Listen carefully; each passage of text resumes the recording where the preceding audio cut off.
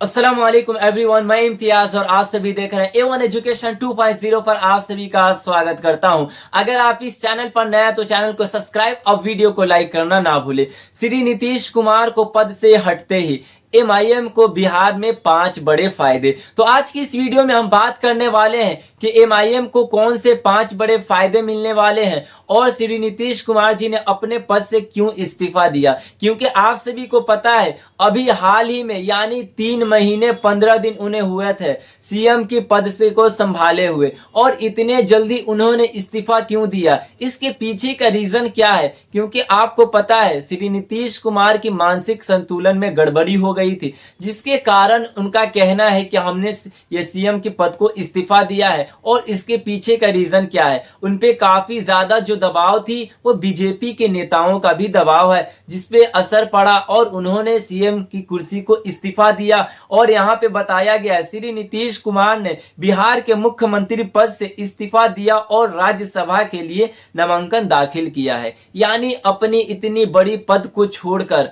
राज्यसभा में जाने के लिए उन्होंने नामांकन किया है। ये कदम बिहार में श्री नीतीश कुमार की राजनीतिक नेतृत्व में खालीपन पैदा करता है और मुस्लिम मतदाताओं पर असर डालता है। क्योंकि आपको पता है जो सबसे ज्यादा वोट मिलती थी मुस्लिम समाज के था। बिहार में काफी ज्यादा मुस्लिम समाज के वोट जो थे वो श्री नीतीश कुमार को जाता था और उनकी वजह से वो अपनी सरकार को बनाते थे, क्योंकि उन्हें सबसे ज्यादा अधिक मुस्लिम व्यक्तियों का ही वोट मिलता था। और अचानक उन्होंने 3 महीने 15 दिन बाद अपनी कुर्सी को क्यों छोड़ा, क्योंकि उन्हें CM के पद संभाले हुए अभी 3 महीने 15 दिन हुए थे, जो कि आज 16वां दिन है, और उन्होंने अपने पद को छोड़ दिया। अब हम बात करने वाले हैं इसके पीछे का रीजन क्या है। क्योंकि आप देख सकते हैं अमित शाह यानी कैंपेनिंग करने के लिए वो पटना गए थे, जो कि SIR की प्रक्रिया अभी बंगाल में हो रहा था और उन्हें पटना जाने की जरूरत क्यों पड़ी।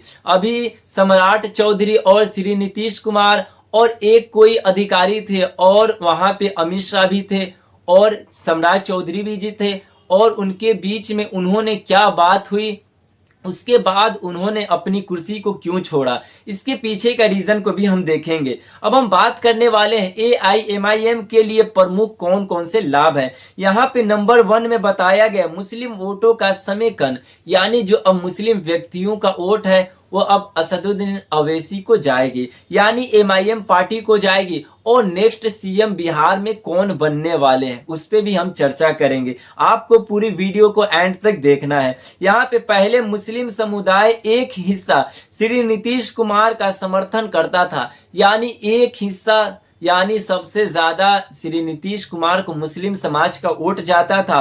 और यहाँ पे CA या नागरिकता संशोधन अधिनियम का यानी समर्थन करने के बाद मुस्लिम वोटरों का नीतीश कुमार पर विश्वास कमजोर हुआ। जैसे कि उन्होंने CA जैसे कि नागरिकता संशोधन अधिनियम का उन्होंने ये जैसे कि वो मुस्लिम व्यक्तियों के बारे में वो खिलाफ में बात किए तो उनका वोट थोड़ा कट गया, क्योंकि समर्थन उन्होंने कर दिया जिसके कारण उनको वोट कम मिला था। श्री नीतीश कुमार के इस्तीफा के बाद ये वोट MIM को और संभावना है, यानी जो ये वोट अब मिलेगी मुस्लिम समाज जितने भी हैं अब दूसरे पार्टी को नहीं बल्कि MIM को देंगे। और यहाँ पे बात करने वाले हैं दूसरे में कौन से प्रभाव पड़ने वाले हैं। राजनीतिक अवसर, यानी नीतीश कुमार के सक्रिय नेतृत्व के ना होने से MIM के लिए बिहार में अपना संगठन मजबूत करने और वोट बढ़ाने का मौका, यानी सबसे ज्यादा जो MIM को ही ज्यादा फायदा मिलने वाले हैं, क्योंकि वहां पे मुस्लिम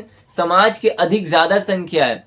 अब जो वोट मिलने वाली है वो MIM पार्टी को मिलेगी। और यहाँ अब हम बात करने वाले हैं तीसरे लाभ के बारे में, विधानसभा में MLA की। जैसे कि नीतीश कुमार के जाने से उनके समर्थक विधायक स्थिर हो सकते हैं और MIM की इन विधायकों को अपने पक्ष में कर सकता है या फिर यहाँ पे विधानसभा में प्रभाव बढ़ा सकता है। यानी सीमांचल क्षेत्र में मजबूत स्थिति, यानी अब सीमांचल में मजबूत स्थिति होने वाली है। जिले यहाँ पे किशनगंज, पूर्णिया, कटिहार, अररिया, इन बड़े बड़े जिलों में यहाँ पे यानी सीमांचल में मजबूत स्थिति किनकी होगी? असदुद्दीन अवैसी की होने वाली है। यहाँ पे AIMIM अपना वोट शेयर बढ़ा सकता है और सीटों जीतने के अच्छे अवसर है, यानी ज्यादा इन्हें अवसर प्रदान हुई है। और यहाँ समझदारी और गठबंधन की राजनीति, बिहार में बदलते राजनीतिक समीकरण यानी AIMIM को नए गठबंधनों को शामिल होने का अवसर दे सकते हैं।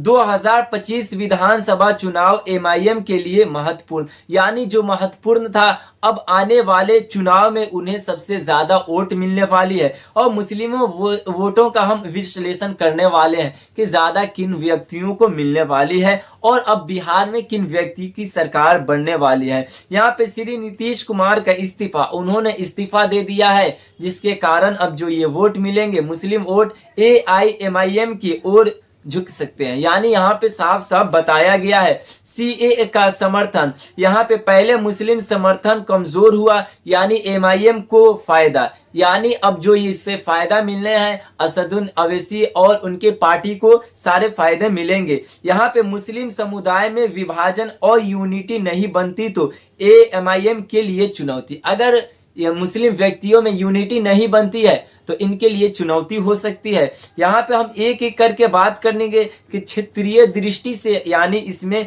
किशनगंज, पूर्णिया, नीतीश कुमार का मिश्रित समर्थन, यानी यहाँ पे उनके जो समर्थन थे यहाँ पे मिश्रित से। अब यहाँ कटिहार, अररिया, यहाँ पे सीमित समर्थन, यहाँ पे उनके कम समर्थन थे, मगर अब AIMIM पार्टी को चारों तरफ यानी बिहार के हर विधानसभा की तरफ से उन्हें MLA मिलेंगे। अभी उनके 5 या 6 MLA हैं, मगर आने वाले वक्त में अब ज्यादा उनके पास MLA होगी।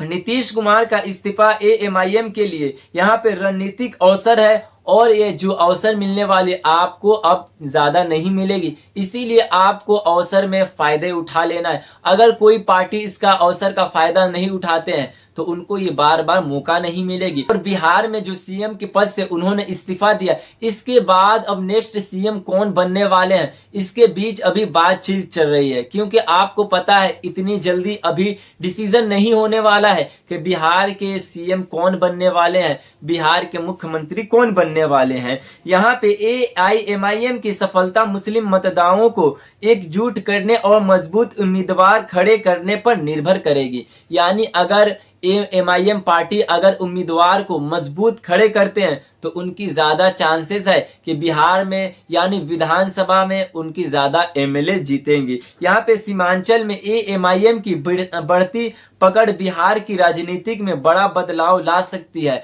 यानी अगर श्री नीतीश कुमार जी के बाद अब जो जिन व्यक्तियों की दबदबा होने वाली या फिर ज्यादा पार्टी के MLA बनने वाले हैं तो वो AIMIM पार्टी होने वाले हैं। आगामी मुख्यमंत्री की नियुक्ति और संभावित गठबंधन AIMIM की भविष्य को तय करेंगे। यानी अभी जो बिहार के नेक्स्ट CM होने वाले, अभी इसकी घोषणा नहीं की गई है कि अभी कौन बनेंगे, मगर यहाँ पे संभावना है कि अब देख सकते हैं कि आगे होने वाला क्या है और बिहार के अभी ये कौन से CM हैं और कौन मुख्यमंत्री बनने वाले हैं। क्योंकि आपको पता ही है उन्होंने श्री नीतीश कुमार जी अपना पद को इस्तीफा दे दिया और अभी राज्यसभा में उन्होंने नामांकन करा लिया है। तो इसके पीछे का रीजन क्या है, तो अपडेट जैसे ही आएगा मैं आप सभी को इन्फॉर्मेशन पहुंचाने का कोशिश करूंगा।